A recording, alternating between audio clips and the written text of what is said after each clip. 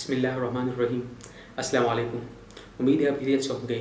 मैं Harvard academy CSS sociology series के साथ आपके खिदमत में हाजिर हूँ। आज का हमारा टॉपिक है सोशियोलॉजी, यानी today in our topic we will introduce sociology कि व्हाट इज़ सोशियोलॉजी। और फिर उसके बाद सोशियोलॉजी का जो एरिया है, जो थीम्स है, उस पर हम बात करेंगे। सोशियोलॉजी के एस्पेक्ट्स के हवाले से आज के सेशन में हम बात करेंगे। फर्स्ट बेसिकली सोशियोलॉजी जो है सोशल साइंस की एक डिसिप्लिन है जिसका ताल्लुक जो है वो ह्यूमन सोसाइटी है, यानी the study of human society. Basically socio and logy दो अल्फाज की कम्बिनेशन है। सोशो सोसाइटी से ही और लॉजी रीजनिंग है, यानी द रीजनिंग ऑफ सोसाइटी या द डिस्कोर्स ऑफ सोसाइटी या डिस्कोर्स अबाउट सोसाइटी। क्योंकि लॉजी का जो लफ्ज़ है ग्रीक वर्ड है, ये इसको रीजनिंग भी मतलब है, डिस्कोर्स भी है, नॉलेज भी है, अंडरस्टैंडिंग भी है, तो डिफरेंट उसमें हम इस्तेमाल कर सकते हैं। सोशो सोसाइटी से है, यानी study of society, discourse of society, reasoning about society, तो डिफरेंट एस्पेक्ट्स के हवाले से हम वर्ड सोशियोलॉजी को इस्तेमाल कर सकते हैं। यानी it is a society study है, या ये स्टडी अबाउट सोसाइटी है, ये सोसाइटी के बारे में रीजनिंग का एक प्रोसेस है, ये सोसाइटी के अंडरस्टैंडिंग करने का एक प्रोसेस है, तो जिसमें हम सोसाइटी को अंडरस्टैंड करते हैं। तो सोशियोलॉजी वो साइंस है जिसके ज़रिए से हम सोसाइटी को स्टडी करते हैं। तो बेसिकली सोसाइटी को जब हम स्टडी करते हैं तो सोसाइटी को हम साइंटिफिक लेवल पे, साइंटिफिक अंदाज से हम उनकी डेवलपमेंट को स्टडी करते हैं। बेसिकली जिस तरीके से जिसको हम साइंटिफिक डेवलपमेंट कहते हैं।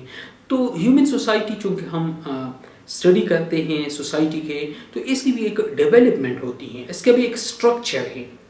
जिस तरह एक बिल्डिंग जब हम बनाते हैं तो बाकायदा तौर पर मुख्तलिफ चीज़ें, जिस तरह ईंटें हम लाते हैं, ब्लॉक्स लाते हैं, सीमेंट का इस्तेमाल करते हैं, कहीं मिट्टी का इस्तेमाल करते हैं, और इसके अलावा सारा लंटर्स और डिफरेंट किस्म की चीज़ों को मिला के फिर बाकायदा तौर पर जो एक्सपर्ट्स लेबर्स है, जो मिस्त्री है, उनको ला के हम एक बिल्डिंग बनाते हैं। और जिस तरीके से उनका टाइम भी लेता है, तो इस तरीके से भी ह्यूमन सोसाइटी जब हम बनाते हैं तो इनके मुख्तलिफ इंग्रेडिएंट्स हैं या मुख्तलिफ एलिमेंट्स हैं। इन एलिमेंट्स या इंग्रेडिएंट्स को मिला के हम ह्यूमन सोसाइटी को बनाते हैं। अब इन इंग्रेडिएंट्स में से बहुत सारी चीज़ें हैं। मिसाल के तौर पर इनमें क्या है, एक तो ह्यूमन बीइंग है, फिर इनकी इंटरेक्शन होती है विद अदर ह्यूमन बीइंग्स, फिर इनके कल्चर है, फिर कल्चर में दो पार्ट्स है, सम फिजिकल चीज़ें हैं जिनको हम ऑब्जर्व कर सकते हैं, जिनके एक मटेरियल फॉर्म है। मिसाल के तौर पर हमारा खाना पीना है, घर हैं जहाँ पे हमारी रिहाइश होती हैं, हमारे कमरे हैं, स्टाइल हैं, ये उसी से हैं। और एक नॉन मटेरियल है जिनकी कोई फिज़िकल एग्जिस्टेंस ना हो, जो नॉन मटेरियल हो, नॉन फिज़िकल हो, जिस तरह हमदर्दी है, रवायात है, तो ये चीज़ें होती हैं। अब ये चीज़ें मिल के ह्यूमन सोसाइटी को कंस्ट्रक्ट करते हैं। तो ह्यूमन सोसाइटी की भी बाकायदा तौर पर एक स्ट्रक्चर होती है, और फिर ये स्ट्रक्चर ह्यूमन के मुख्तलिफ सोसाइटी के जो मुख्तलिफ इंग्रेडिएंट्स हैं, ये एक दूसरे के साथ काम करके मिलते हैं, और दिन उसके रिजल्ट में एक सोसाइटी की वजूद आती है। अब सोसाइटी के अंदर जो है फिर ऑर्गेनिज्म की तरह उनके अंदर ट्रांसफॉर्मेशन भी होती है। ये फिक्स्ड या स्टैटिक फॉर्म में नहीं है, ये साकिन नहीं है कि जिस तरह एक सोसाइटी बन गई तो उम्र भर उसी तरह रहेगी। No, the society will change with the time.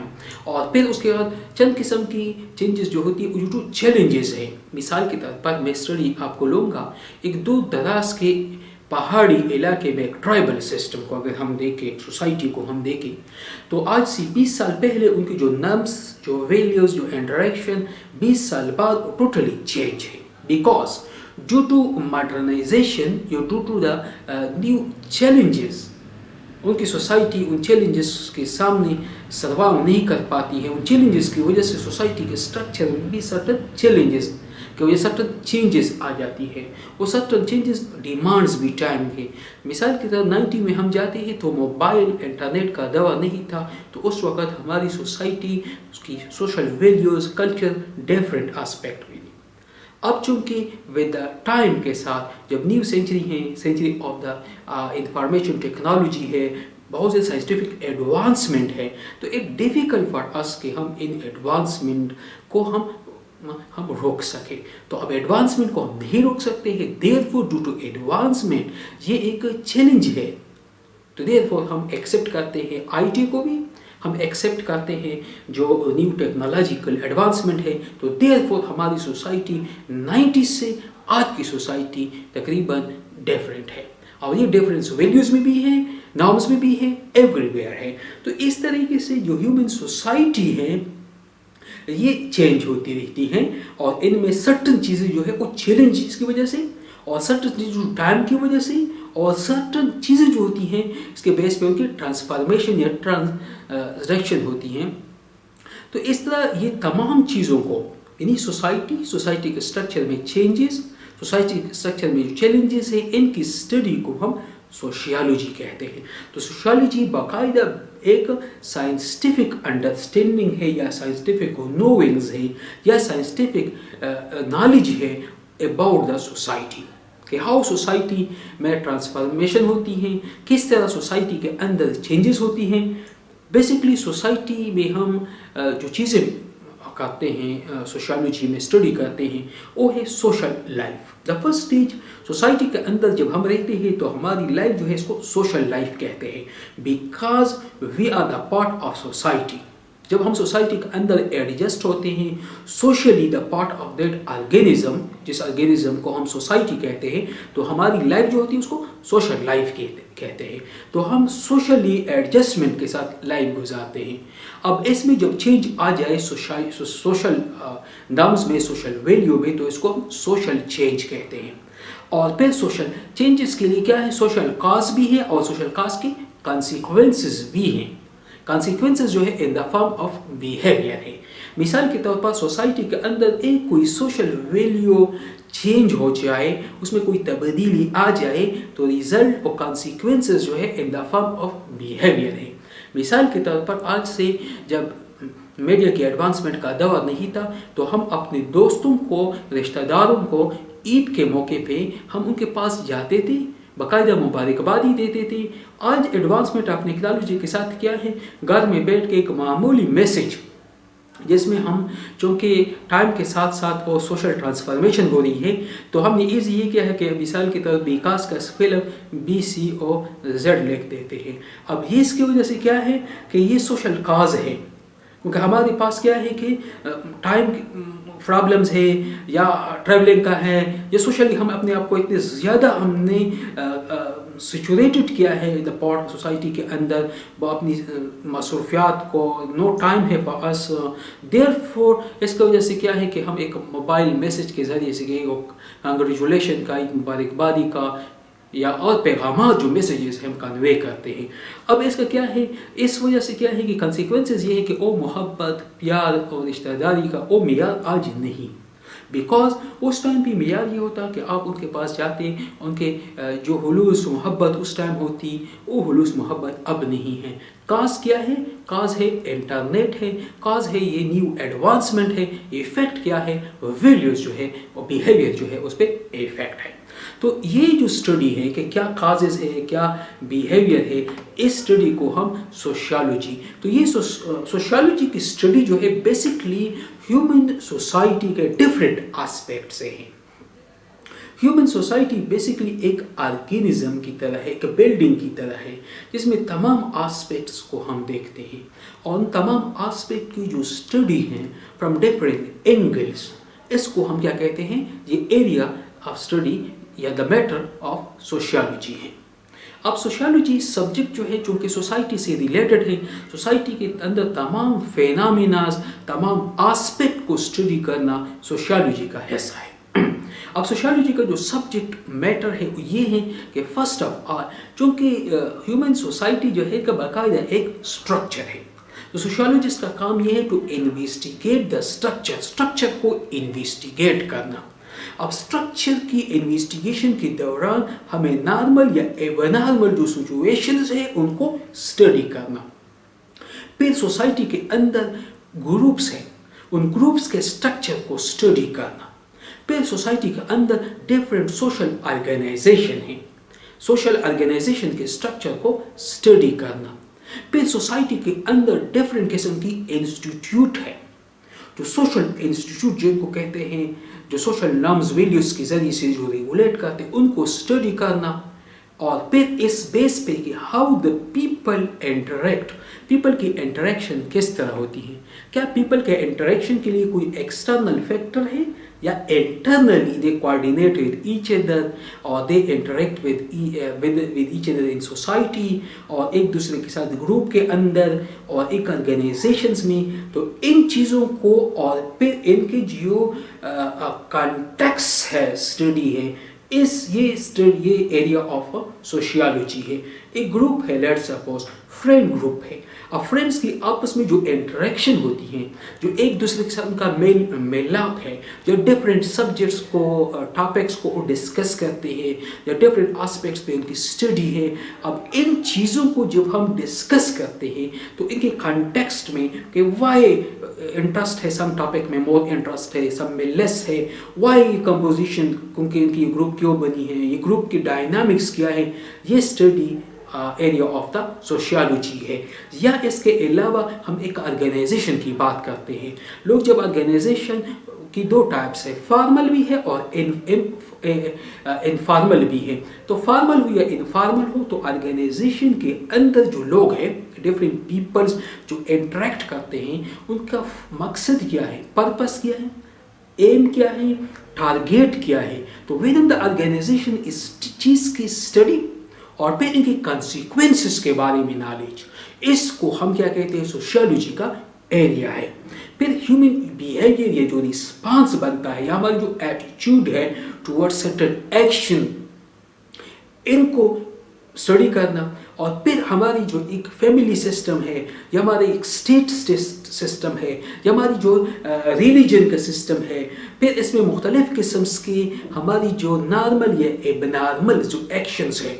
Normal action ये है कि अकॉर्डिंग टू कॉन्स्टिट्यूशन अगर है, या किसी जगह अगर कॉन्स्टिट्यूशन नहीं है तो किसी जगह बाकायदा एक नॉर्म्स है, वैल्यूज़ है, तो according to norms and values हमारा रिस्पांस जो होता है ये नॉर्मल है और अगेंस्ट दिस जो है वो एबनॉर्मल है। तो दोनों सूरतों में अगर हम इस कॉन्स्टिट्यूशन या कवायद को वायलेट करते हैं तो हम सर्टन जो है क्राइम्स करते हैं, अगर हम कानून, नेचर के कानून को करते हैं तो हम गुनाह कर जाते हैं, जो कि रिलीजियस फॉर्म्स में हम ले लेते हैं। तो अब इस बेस पे क्या है, इन नॉर्मेलिटी एबनॉर्मेलिटीज़ को स्टडी करना और इसकी रिजल्ट में बिलीफ, जो रिलीजियस बिलीफ है, सोशल बिलीफ्स है, जो कि कल्चर्स में आमतौर पर कॉमन है। मिसाल के तौर पर सम कल्चर में ये बात है कि वो पानी को ज़ाया नहीं करते, उनके कल्चरल एस्पेक्ट ये है कि ज़्यादा पानी ज़ाया करेंगे तो ये, क्योंकि पानी एक मुफीद एलिमेंट्स है और इंसान के लिए पानी की बहुत ज़्यादा ज़रूरत है। तो टाइम के साथ साथ पानी का खात्मा हो रहा है, पानी का जो लेवल है वो डाउन है। तो एक टाइम ऐसा आएगा कि इंसानियत के लिए पानी चूँकि पानी की अहमियत बहुत ज़्यादा है, तो टाइम आएगा लोग इस पर लड़ेंगे भी, बल्कि जंगी भी होगी। तो बाज़ कौमें जो सेंसिटिव है या उनकी जो नम्स इस तरह है कि पानी का कम इस्तेमाल करते हैं, और बाज़ जगहों पे इसका बहुत ज़्यादा इस्तेमाल करते हैं, फजूल खर्ची से पानी बहाते हैं और खर्च करते हैं, बेजा खर्च करते हैं। अब दोनों आस्पेक्ट में, दोनों लेवल्स में कम खर्च करते हैं, ज़्यादा खर्च करते हैं। उनकी जो बिहेवियर है टूवर्ड वाटर स्टोरेज के हवाले से, the importance of water in daily life, दोनों के ये भी है और ये भी है। इनकी ये बिहेवियर है ऑफ द, ये पार्ट ऑफ कल्चर है। तो अब कल्चरली इन चीज़ों को स्टडी करना, it is the part of या एरिया, सब्जेक्ट एरिया या सब्जेक्ट मैटर ऑफ सोशियोलॉजी है। अब इसके अलावा हम सोशियोलॉजी में मुख्तलिफ किस्म के जो नॉर्मल एक्शन है, नॉर्मल एक्शन है, जो रोल है, जेंडर रोल है, मिसाल के तौर पर मेल का रोल है वो डिफरेंट है, फीमेल का डिफरेंट है। इसी तरीके से ये जो रोल है, ये असाइनेशन जो होती है ये विद इन द सोसाइटी है। सब सोसाइटी में मेल के ऊपर ज़्यादा फोकस होती है, सब में फीमेल के ऊपर मोर फोकस है एज कम्पेयर टू मेल। इसी तरीके से रिलीजन का भी रोल है, सोसाइटी का भी रोल है, कल्चर वैल्यूज़ भी है। इन तमाम की सूरत में ये तमाम मिल के, ये तमाम कंट्रीब्यूट करके इनके बेस पे एक ह्यूमन का एक कॉन्शियसनेस का सिस्टम डेवलप होता है। तो सोशियोलॉजी का जो मेन रोल है वो इन तमाम एस्पेक्ट इन ह्यूमन सोसाइटी को फ्रॉम डिफरेंट एस्पेक्ट स्टडी करना सोशियोलॉजी का काम है। अब सोसाइटी के अंदर हमारी मुख्तलिफ रोल्स है जिसको सोशल स्टेटस हम कह सकते हैं। और स्टेटस का ताल्लुक ये है कि हमारी जो एक इंस्टीट्यूशन के अंदर जो पोजीशन होती है, मिसाल के तौर पर हर बंदे की कोई ना कोई पोजीशन है, कोई रोल प्ले कर रहे हैं हम इन द सोसाइटी और सोसाइटी कंटेक्स्ट में। फिर उन रोल के अकॉर्डिंगली हम हमारी रिस्पॉन्सिबिलिटीज़ भी हैं, हमें उस रोल के मुताबिक, स्टेटस के मुताबिक हम रोल और रिस्पॉन्सिबिलिटी करते हैं। मिसाल के तौर पर बहुत सारी पोजीशनें होती हैं। अगर हम देख लें, जो पोजीशन इज़ अ पेरेंट है, जो पोजीशन इज़ अ ब्रदर है, इज़ अ हस्बैंड है, इज़ अ वाइफ है, तो ये मुख्तलिफ, अब इनकी आर्डर जो है ये डिफरेंट है। अब एक पोजीशन, एक ब्रदर जो है उनकी जो पोजीशन है वो डिफरेंट है, उनका रोल डिफरेंट है, स्टेटस डिफरेंट है देन फादर से, और फादर की रोल एंड रिस्पॉन्सिबिलिटी जो है वो डिफरेंट है देन मदर, मदर की डिफरेंट है देन फादर। अब ये जो इनकी एक सिस्टम बना होता है ये हर इन्वायरमेंट बेस्ड पे है। अब इन्वायरमेंट बेस्ड पे ये है कि हर इन्वायरमेंट में जो अथॉरिटी है या पावर है वो डिफरेंट है। मिसाल पहाड़ों में हम रहते हैं, वहाँ का जो इन्वायरमेंट है उनका डिमांड ये है कि बहुत ज़्यादा फिजिकल हार्ड एनवायरनमेंट है, बहुत ज़्यादा फिजिकल स्ट्रेंथ की ज़रूरत होती है। तो इसलिए मेल और फीमेल दोनों वहाँ काम करते हैं। वहाँ पे ये सेपरेशन नहीं है कि मेल जो है सिर्फ काम करेंगे और फीमेल जो है वो, तो मेल फीमेल दोनों मिल के ज़राअत में, एग्रीकल्चर में, एनिमल में, एनिमल के हवाले से या घर के बाकी काम है मेल मिला के करते हैं। इसी तरीके से अगर हम जाते हैं मैदानी इलाकों में तो वहाँ पे चूँकि इन्वायरमेंट क्लाइमेटिकली चेंज है तो वहाँ पे ज़्यादा जो हार्ड काम की जो नौइयत इतनी हार्ड नहीं है, तो मेल आउट काम करते हैं और औरतें घर की। शहरों में जो है फिर इसी तरीके से डिफरेंट है। तो ये बेसिकली अथॉरिटी या पावर पे है, जहाँ पावर जो है सम सोसाइटी में मेल को होती है, सम सोसाइटी में फीमेल के पास है।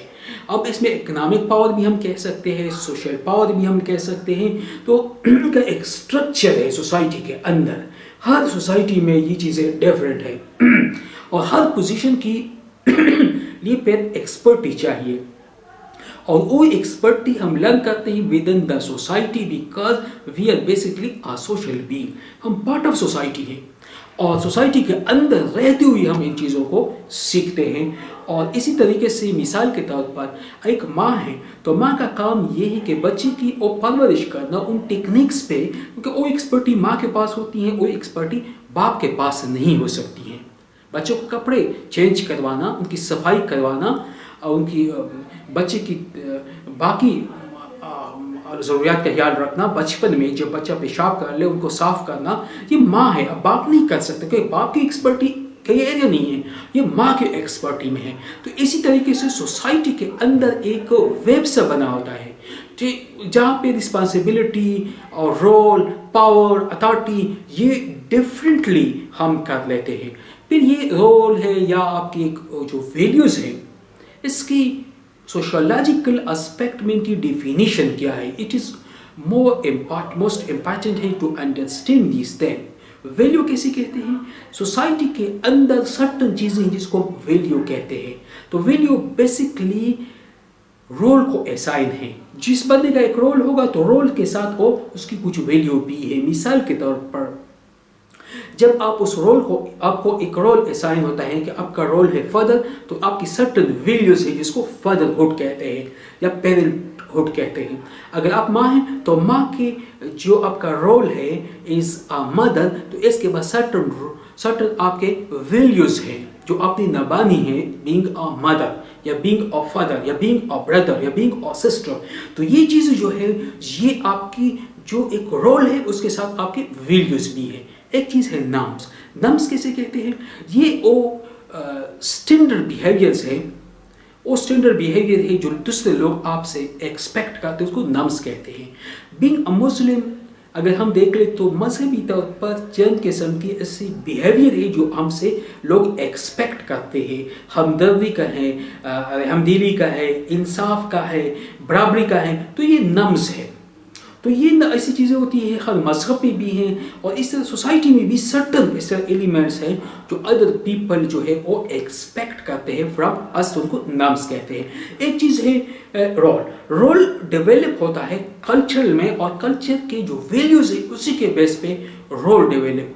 तो रोल जब आपका होगा तो उसी रोल्स के मुताबिक आपको असाइन की जाती है वैल्यूज। और जो नॉर्म्स है ये बेसिकली सोशल या रिलीजियस पर्सपेक्टिव में है कि किस तरीके से आप एक सोसाइटी के अंदर रहते हैं और आपके अंदर आपके ऊपर उस सोसाइटी या उस रिलीजियस के कुछ इफेक्ट भी है। तो सोशियोलॉजी जो है इसके अंदर बाकायदा तौर पर ये सिस्टम जो है कोऑर्डिनेटेड सिस्टम है ऑफ द ह्यूमन सोसाइटी के स्टडी को। और फिर इसके बाद जब हम सोशियोलॉजी पढ़ते हैं तो सर्टन स्कूल ऑफ थॉट भी है सोशियोलॉजी में, यानी सोशियोलॉजिस्ट जो लोग सोशियोलॉजी के एक्सपर्ट होते हैं, जो सोशियोलॉजी को स्टडी करते हैं, they are known as sociologist. Sociologist की भी इतनी स्कूल्स ऑफ थॉट्स है। सोशियोलॉजिस्ट के आपस में जो डिबेट्स होती हैं about the nature of society, तो उसके ऊपर उनके मुख्तलिफ किस्म के हैं। सब के मुताबिक ये नेचर ऑफ सोसाइटी किस तरह है, क्योंकि बेसिकली सोशियोलॉजी का जो एरिया है वो सोसाइटी है। एक सोसाइटी उनके पास है, उस सोसाइटी को वो स्टडी करेंगे फ्रॉम डिफरेंट एंगल से, फ्रॉम डिफरेंट एस्पेक्ट से। तो सोशियोलॉजिस्ट की जो डिबेट होगी और द नेचर ऑफ सोसाइटी, तो उसकी वजह से उसकी मुख्तलिफ डाइवर्स किस्म की है। मिसाल के तौर पर सम कल्चर डाइवर्सिटी को वैल्यू देते हैं, जो ये कंसिडर करते हैं कि जो कल्चर डाइवर्सिटी होती है, डाइवर्सिफिकेशन होती है, the nature of the culture that is important. और सम के मुताबिक it is not only the cultural but it is the global context में जो चैलेंजेस है जो एक सोसाइटी को है, तो वो भी बहुत ज़्यादा इम्पोर्टेंट्स हैं। तो इस बेस पे सोशियोलॉजिस्ट जो है दो किस्म के हैं, वन इज द स्ट्रक्चरलिस्ट और एक को फंक्शनलिस्ट कहते हैं। स्ट्रक्चरलेस सोशियोलॉजिस्ट है, अकॉर्डिंग टू देम इन जो स्ट्रक्चरलेस है उनके मुताबिक है सोसाइटी के जो मेंबर है उनकी जो बेसिक रिक्वायरमेंट्स है उनके मुताबिक सोसाइटी के स्ट्रक्चर में सर्टन किस्म की चेंजेस आती हैं, क्योंकि सिस्टम की फुलफिलमेंट जब हम करते हैं तो सर्टन मटेरियल नीड्स भी हैं। मटेरियल नीड्स भी है, सोशलाइजेशन भी है, एजुकेशन भी है, इसमें मैरिज भी है, फैमिली भी है, इकोनॉमी की ज़रूरत भी है। तो ये कि स्ट्रक्चरली इवॉल्व है, स्ट्रक्चरली एग्जिस्टेंस है। सब चीज़ें जो है वो फंक्शनल में है। फंक्शन का मतलब ये है कि how the role of society जो है, सोसाइटी का जो फंक्शंस है, हाउ द सोसाइटी के अंदर जो है मुख्तलिफ चेंजेस और उनके रिजल्ट में how the society work, society का फंक्शन किस तरह इफेक्टिव होता है, किस तरीके से सोसाइटी का आउटलुक है। तो दो स्ट्रक्चरलिस्ट जो स्ट्रक्चर भी सोसाइटी के अंदर के स्ट्रक्चर का डेवलपमेंट और फंक्शन जो फंक्शन ऑफ द सोसाइटी पे, तो टू किस्म के होते हैं, एक स्ट्रक्चरलिस्ट है और एक फंक्शनलिस्ट है, जो दो किस्म के एस्पेक्ट्स पे सोसाइटी को डिस्कस करते हैं या उनकी सोसाइटी हो जाती है। क्योंकि सोसाइटी के अंदर बेसिक चीज़ जो है वो ह्यूमन है और ह्यूमन आपस में इंटरेक्शन होती रहती है। और ह्यूमन इंटरेक्शन जो है इसका जो कम्प्लेक्स सिस्टम है दैट इज ब्रेन, और ब्रेन के ज़रिए से, दिमाग के ज़रिए से वन ह्यूमन बीइंग जो है वो इंटरेक्ट होता है विद अदर ह्यूमन बीइंग, और इनके इंटरेक्शन जो स्टिमुली और रिस्पांस है उनकी रिजल्ट में एक दूसरे के साथ इनकी एक रिलेशन एस्टेब्लिश हो जाती है। मिसाल के तौर पर एक पर्सन जो है वो कैपेबल नहीं है टू सर्व ऑल हिज जो नीड्स है उसको फुलफिलमेंट करे। For fulfilment of his needs he dependent on others, और ऐसे की रिजल्ट में एक इंटरेक्शन एस्टेब्लिश हो जाती है, और ऐसी जो प्रोसेस है जो एक दूसरे के साथ इनके इंटरेक्शन हो जाती हैं, एक दूसरे के साथ इंटरेक्शन में आ जाती हैं, इसके बेस पे वैल्यू सिस्टम जो है वो डेवलप हो जाता है, और इसी तरीके से इनकी आपस में एक इंटरेक्शन हो जाती है। तो अब इंटरेक्शन की बेस पे उनकी सोसाइटी जो है वो चलती है। अब हम जब सोसाइटी की बात करते हैं तो इसको हम सोशल इंटरेक्शन कहते हैं। अब दो किस्म की थ्योरी है, एक फेमिनिस्ट थ्योरी है और दूसरी थ्योरी जो है उसको हम लिबरल थ्योरी कहते हैं। अकॉर्डिंग टू फेमिनिस्ट थ्योरी का मतलब ये है वो थ्योरिस्ट जो कि फोकस्ड है सेक्स और जेंडर इशू पे, जिनका काम यह है कि विद इन द सोसाइटी के अंदर ट्रेडिशनली वुमेन्स को डिसएडवांटेज इन्फीरियर कंसीडर किया जाता है और उनकी डिस्क्रिमिनेशन की जाती है। वुमेन का रोल जो असाइन है बिलो है, इन्फीरियर है, और इनका यह है कि मेन को सुपेरियरिटी हासिल होती है। ऑल डिसीजन जो है इन द सोसाइटी वो मेन प्रो मेन है और मेल के फेवर में है। तो ये जो व्यू है this view is feministic view. Second liberal view है। अकॉर्डिंग टू लिबरल व्यू जो है ये क्लेम है कि both men and women are equal और both have equal rights and there is no discrimination होती है मेल और फीमेल में, क्योंकि ये इंडिपेंडेंटली एक दूसरे के साथ सोसाइटी में रहते हैं और सोसाइटी में independently they interact with each other. तो इस बेस पे सोसाइटी के जब अप्रोच वाइज हम स्टडी करते हैं तो लिबरल सोशोलॉजिस्ट भी हैं और फेमिनिस्ट थ्योरिस्ट भी हैं जो from their own perspective society को स्टडी करते हैं। अब इसके जब हम सोशोलॉजी के हवाले से हम बात करते हैं तो सोशोलॉजी में ज़्यादातर ह्यूमन की बात की जाती है, ह्यूमन स्टडी की बात की जाती है। अब अगर हम सोशोलॉजी की बात करें तो किस तरीके से लोग एक दूसरे के साथ उनकी इंटरेक्शन होती हैं इन द सोशल सेटअप में, फिर इसकी तरीके से एक स्ट्रक्चर डेवलपमेंट होती है और स्ट्रक्चर डेवलपमेंट के दौरान हाउ दे इंटरेक्ट, और फिर उसके साथ हम क्या करते हैं ऑब्जर्वेशन करते हैं। हमारी जो मेथड्स हैं सोशोलॉजी में ऑब्जर्वेशनल मेथड है कि हम ऑब्जर्व करते हैं डिफरेंट पीपल्स, उनकी इंटरेक्शन, उनकी response with each other, on the base of this thing फिर हम आगे की तरफ जाते हैं और हम एक स्टडी को एक कंक्लूजन पे पहुंच जाते हैं। तो today our topic was about sociology, the study of society, कि हाउ सोसाइटी को हम स्टडी करते हैं और सोसाइटी की स्टडी को हम सोशियोलॉजी कहते हैं। सोशियोलॉजी में बेसिकली हम सोसाइटी को as a whole, as a structure, as organism study करते हैं। जिस तरीके से हम एक ऑर्गेनिज्म को स्टडी करते हैं तो सोसाइटी की डिफरेंट कंपोनेंट वाइज हम उनकी स्टडी करते हैं एज अ होल, और फिर उसका अप्रोच में हम दो किस्म की अप्रोच है। एक लिबरल अप्रोच है, लिबरल थ्योरीज है जो कि फ्रीडम के ऊपर है, इक्वालिटी के ऊपर है, और एक फेमिनिस्टिक अप्रोच है कि जिसके मुताबिक हमेशा सोसाइटी में औरतों को इन्फीरियरली बिलो कंसीडर किया जाता है और मेल को सुपेरियरिटी हासिल होती है। तो ये टू किस्म के अप्रोचेस है when we study the sociology, को हम सोसाइटी को स्टडी करते हैं, सोशल एस्पेक्ट को हम स्टडी करते हैं। Thank you.